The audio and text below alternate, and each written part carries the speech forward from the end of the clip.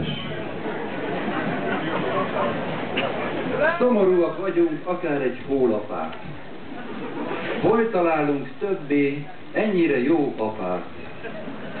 Ételünk savanyú, italunk keserű, nem feszíti keblünk ifjonti honderű, furcsája is nagyon malacka és füles, úgyhogy támadj fel, légy szíves, kedves Karinti Frigyes. Még van tovább.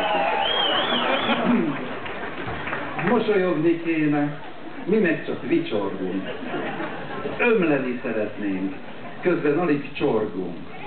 Lelkünk erdejében fejszével járkálnak, legszebb álmainkból szoftvert fabrikálnak.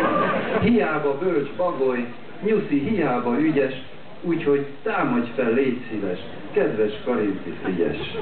Vegyünk mondjuk engem. E verset szavalom, szám előtt mikrofon, lengetem a karom, mivel Mici Mackó, aki elbújt bennem, írt egy kis dalocskát, és most dúdolja fennem. Néha lábújhegyen a szememből kiles, most már hol vagy, légy szíves, kedves Karinti Frigyes.